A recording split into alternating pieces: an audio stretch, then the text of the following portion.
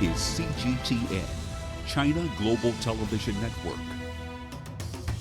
Cooperation between China and Africa has been transformed and upgraded. That's according to Wang Yi. The Chinese foreign minister recently completed his first trip of the year to 5 African nations and stressed to his counterparts on the continent that 2017 marks a key year to implement the outcome of the 2015 FOCAC summit in Johannesburg. Madagascar, Zambia, Tanzania, the Republic of Congo and Nigeria all had a chance to interact with the Chinese Foreign Ministry this week as they charted the way forward for China-Africa relations over the next 12 months. So how do we measure the transformation in cooperation that the Foreign Minister mentioned? And what are the core outcomes of Wang Yi's African mission? I'm Beatrice Marshall. Welcome to Talk Africa.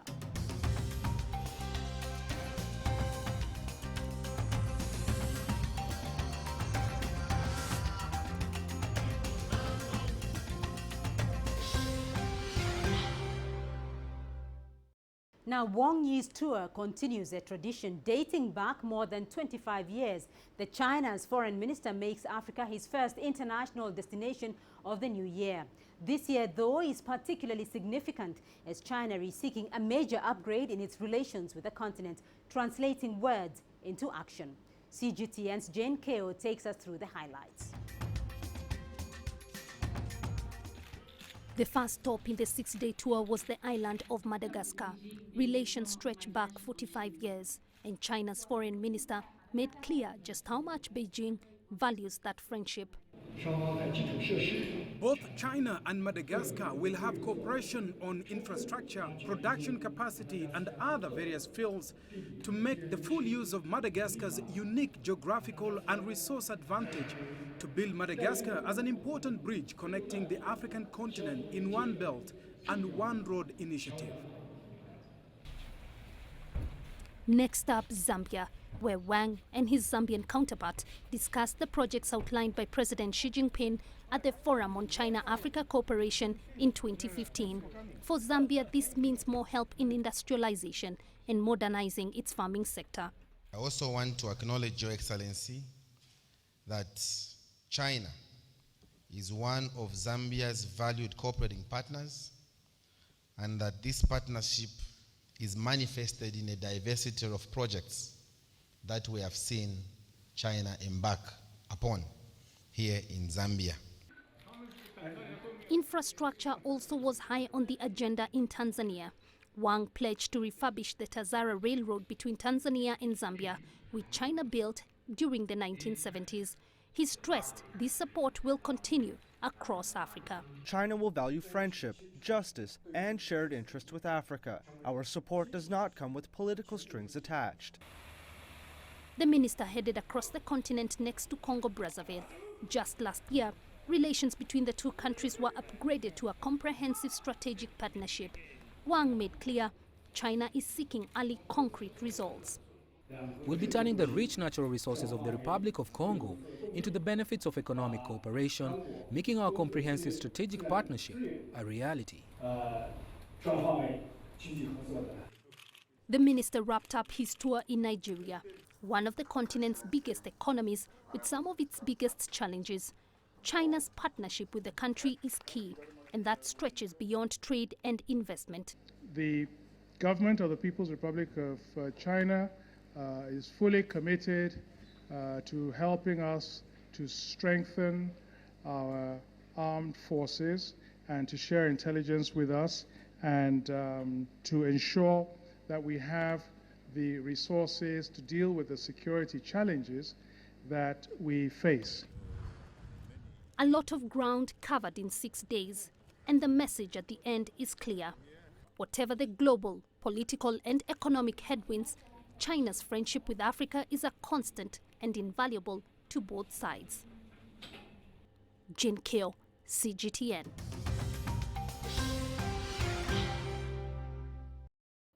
And now to offer further insights into Foreign Minister Wang Yi's African trip and other developments in China-Africa relations in 2017, I have expert guests standing by. In Beijing, Professor Ho Wenping, She's a senior research fellow at the Chinese Academy of Social Sciences in Johannesburg. Dr. David Munyai, he's a co-director of the Confucius Institute at the University of Johannesburg. Thank you both for joining the conversation. Dr. Munyai, I'll start off with you. Now, China's Foreign Minister Wang Yi has been in Africa this past week. It is always his first engagement foreign trip in Africa. First, on the diplomatic front, though, what is the significance of the foreign minister's trip to Africa this time around? I think he comes to Southern Africa and Africa in general at the right time. This is a time when at the global level we are seeing the rise of isolationism that is coming from United States and some European countries. He's coming at a time when Beijing also is planning the One Belt, One Road 21st century maritime route that runs through right straight to Kenya, and it is an African dimension. And it is within that context that Chinese One Belt, One Road with Southern Africa's own industrialization strategy, including the AU's Agenda 2063, the agreements that has been reached within FOCAC between China and Africa could be implemented to fully achieve all the strategic objectives when the Chinese and Africans met in Johannesburg in 2015. Professor Hao Wenping, let me get your perspective. What is the significance, what do you see as the significance of the foreign minister's trip this time around? Yes, I fully agree with my colleague's opinion. Actually, China's foreign minister's first overseas visit to Africa has been a long foreign tradition insisted by Chinese government. I think that has been already 27 years history. So especially given this, now we are facing this international context. You see, in the past 2016, we have witnessed a lot of new international situation. One is like Brexit from the EU, and also we see the coming the U.S. elected president like Trump. He is calling for even withdraw those development assistance from Africa. He's not interested in adding those development assistance to Africa, and also he want to like calling for those trade war with China, even saying isolationism and protectionism. So given those international background, so that makes China's foreign minister's visit to Africa and our wish to strengthen the China-African relations are becoming more valuable. That will give the confidence both for China, Chinese companies, and also both for Africa, either government and those business persons and even the people on the ground. So all those peoples now has been built up those confidence for the future. Right. Dr. Munyai, two issues that have been raised here first, and I want to address the anti-globalization sentiment, and Professor Hao Wenping has spoken about that. Then what then will be the impact on that, so to speak, Western anti-globalization sentiment? What will the impact be, though, for China and Africa relations here?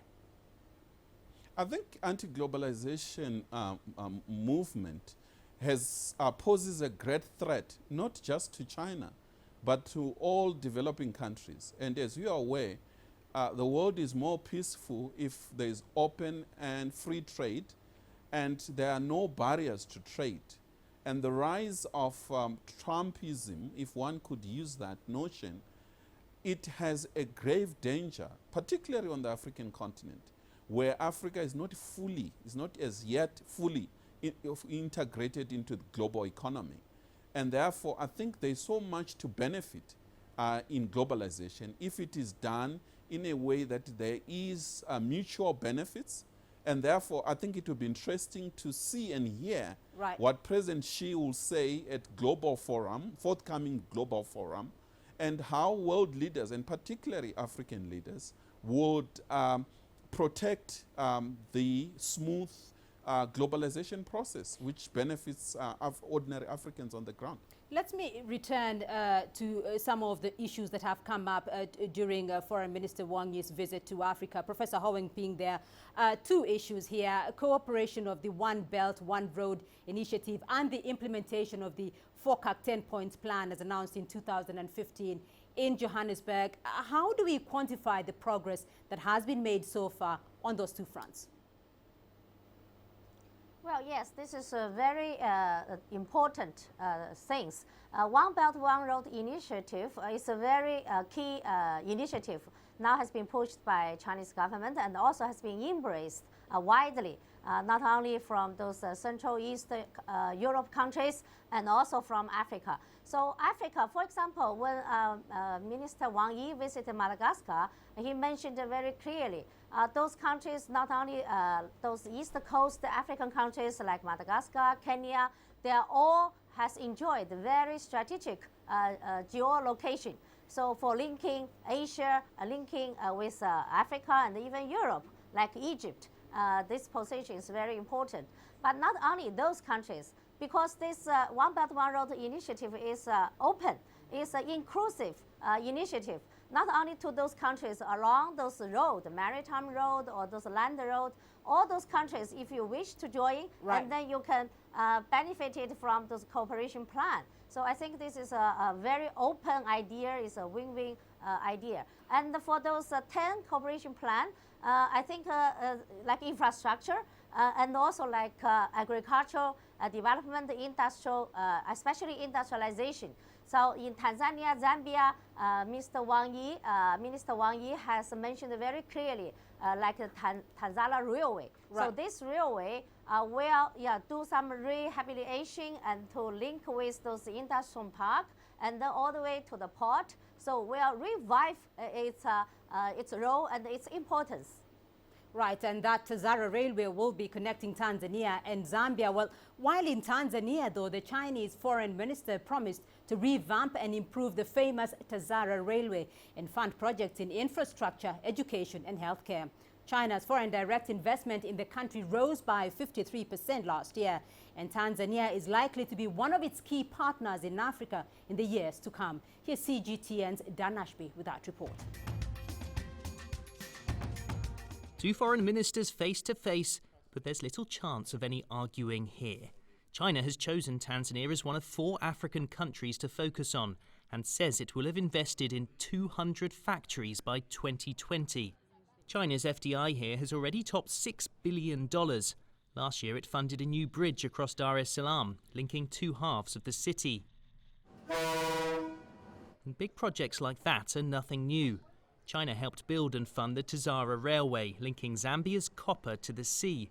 In recent years, it has fallen into disrepair and debt and cost Tanzanians millions. Now both governments are determined to revive it. But China's influence is also a cause of debate here.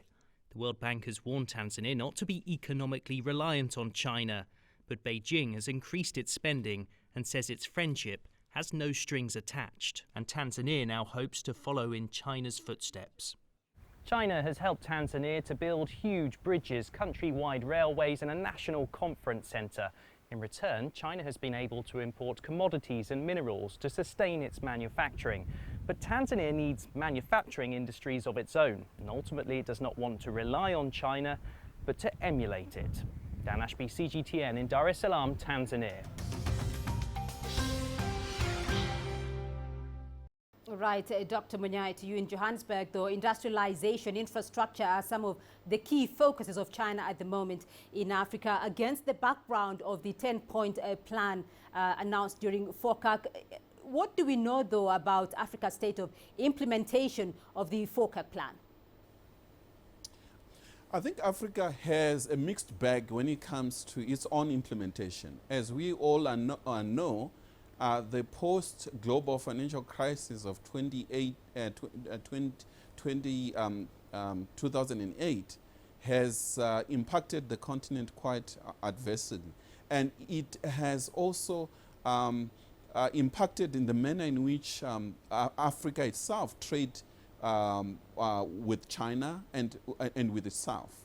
I think the key issues are the blockages when it comes to infrastructure And therefore, it is really vital that the promises that were made in Johannesburg, FOCAC, are realized through opening up of those infrastructure that are central to trade.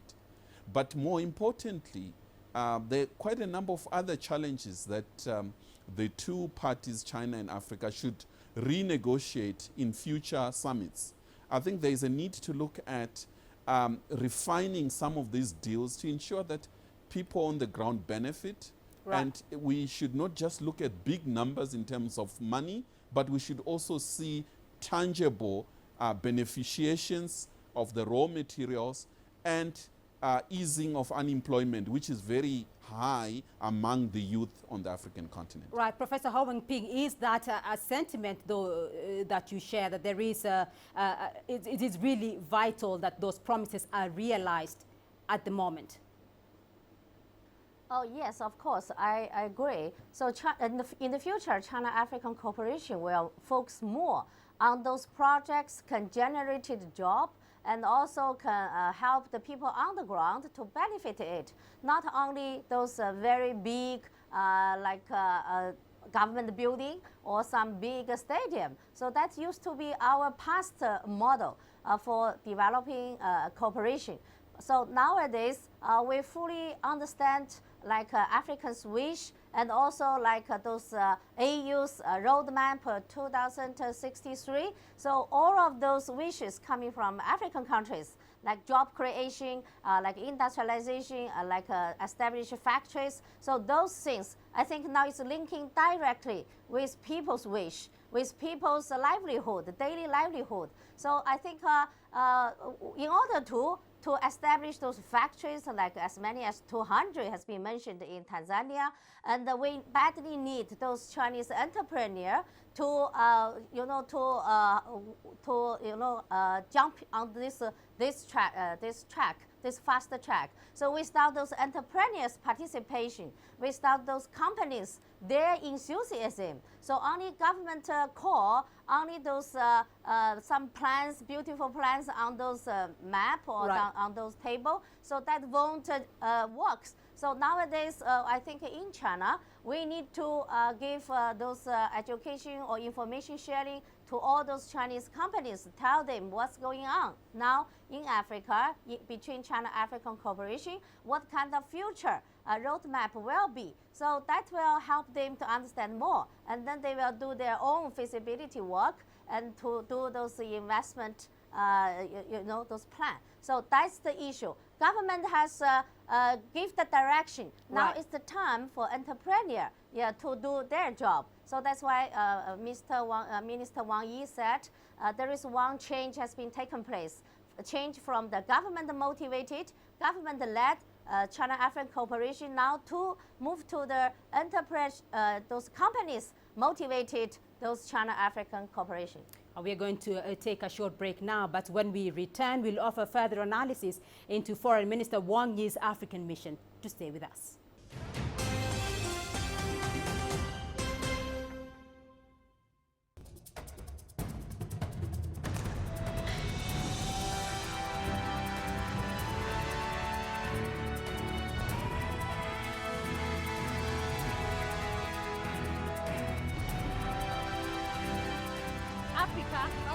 Africa is not one story.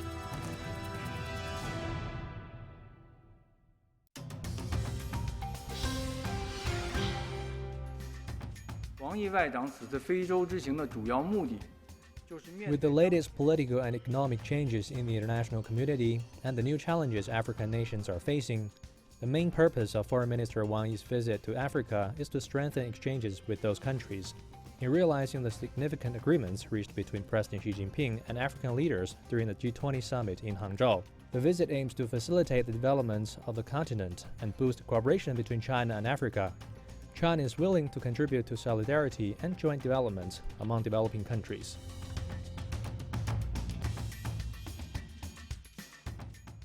That was the spokesperson of the Chinese Foreign Ministry, Geng Shuang, speaking of the main purpose of Foreign Minister Wang Yi's visit to 5 African nations. Welcome back to Talk Africa. Now, Nigeria was the final destination in Wang Yi's African trip this year. And despite the economic slowdown there, Chinese investors continue betting on the country. Numerous Chinese companies have set up manufacturing plants in Lagos, the commercial capital, and are producing materials that the country would otherwise have had to import. Deji Badmos reports. This is one of the toughest times for Nigeria. The country is battling its worst recession in decades.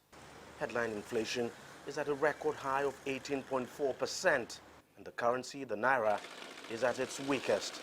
Certainly not the ideal time for most investors. But all of that has done little to deter China from scaling up its presence here. The country's established diplomatic relations some 46 years ago. The driving force of that relationship has been economic and trade cooperation. Statistics from the General Administration of Customs of China show bilateral trade volume was almost $15 billion in 2015. That is 8.3% of China's total trade with Africa and 42% of its trade with the West African bloc ECOWAS. Nigeria imports almost everything from mobile phones to mechanical equipment from China. Its major export is crude oil and other raw materials, and that has led to concerns about a trade imbalance. It should be a win-win relationship. We should also have things to export to China. And again, the government should drive that the Chinese investors or businessmen should come to Nigeria and set up and manufacture those items that we import from their country. That will help us moderate the outflow of foreign exchange that we currently suffer. Chinese investors have set up here, manufacturing items that would normally have been imported. They are also creating local jobs in the process. We're hoping that by July, we would have been able to sign up the agreements that will enable... In June last year, Nigeria's Minister of State for Petroleum, Ibeka Chukwu, announced the signing of MOUs with several Chinese firms for new investments worth more than $80 billion, spanning 5 years in the oil and gas industry. Experts also cite China's investment in transport links. The relations between Nigeria and China are indeed robust and mutually beneficial, despite the issues of balance of trade. President Buhari was in China last April, where both countries signed up to a number of agreements and MOUs. Part of the discussions during Foreign Minister Wang Yi's one-day visit here would be how to quickly move to the implementation stage of those agreements. Deji Badmos, CGTN, Lagos, Nigeria.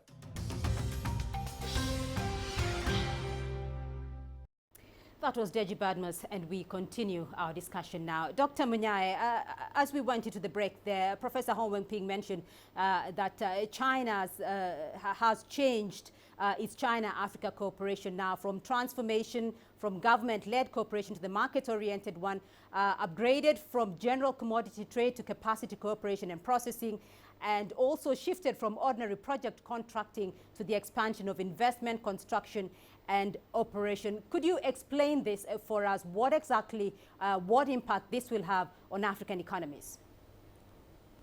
I think that is quite central, that it is important, particularly for Nigeria and the rest of West Africa, to boost trade, not just at the level of government to government, but to go down on ordinary people, to ensure that ordinary people, small business thrives and benefit from this great relationship with China. So for that to take place, Nigeria and the rest of West Africa requires functioning infrastructure, which at the moment it's in short supply. And I think it is also going to help, particularly around the issue of energy, which is a huge issue in Nigeria. So one is looking forward to a situation in which Nigeria's economy will be boosted for the benefit of Nigerians and the region. Professor Hong Wenping? Oh yes, absolutely. Nigeria is the biggest populous country in Africa, also the biggest oil producing country, and the second biggest economy in Africa. So I think Nigeria has the huge potential to develop its economy. But now, unfortunately, this country's economy is in trouble. Because what? Because this oil price. Globally, the oil price has been down and down for a number of years. So that caused a big trouble for Nigeria's economy. So in order to get rid of this kind of worsening situation, I think Nigeria badly needs to diversify its economy.